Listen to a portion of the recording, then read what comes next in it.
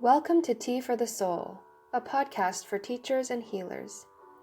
Whether you are listening to this as you are driving to work, gardening, taking a walk, or brewing tea, or whether you incorporate this into teacher support groups, professional development with faculty, or academic conferences, I hope this self-care toolkit can ground you in a deeper sense of yourself and how you can be transformed by and transform the settings in which you work.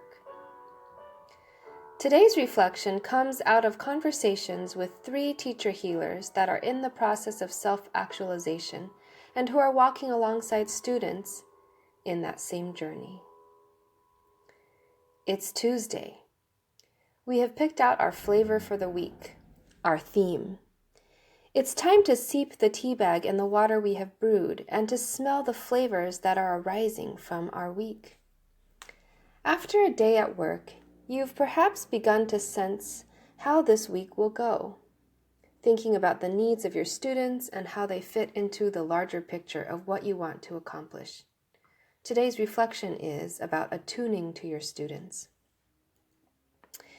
It really is about starting out in a place of trying to understand who the students are, to understand who they are as people and what motivates them, says one of the educators. Another one chimes in with the insight that the role of the educator is co-creating an environment for learning that's conducive to learning.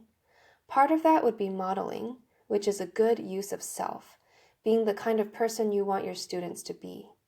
Whether that's being a lifelong learner motivated by an open and curious mind, a good listener and kind person, whatever you value in students, make sure you are modeling for them. It would also be boundary keeping, accountability, and having a balance of both nurture and challenge, which is a good combination for optimal learning. When we help our students stay motivated by picking their own learning goals, we can foster self-reflection in our students. This process can also reveal where students are and the reasons behind that.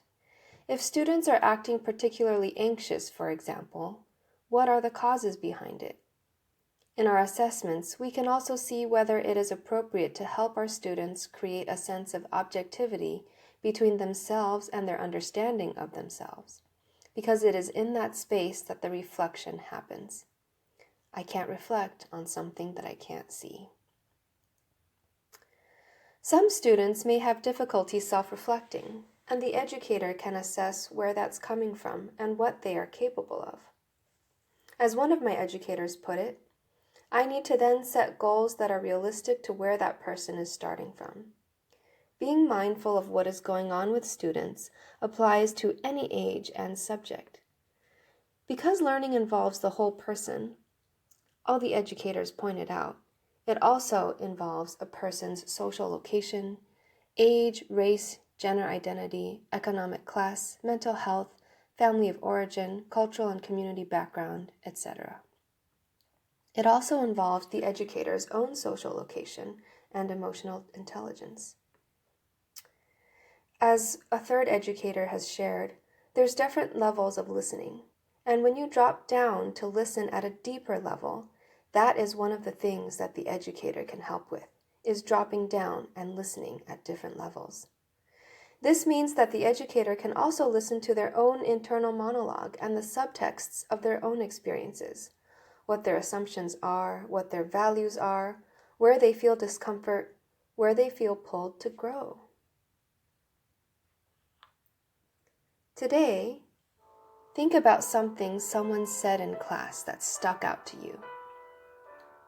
Reflect on that statement. Make an assessment on what it might mean as you drop down and listen at a deeper level.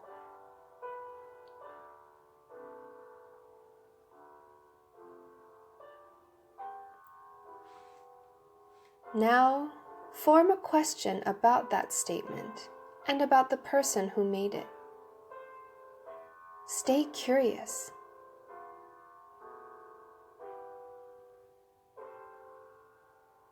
Congratulations, you have just given yourself a deep time of self-reflection today. Enjoy your Tuesday.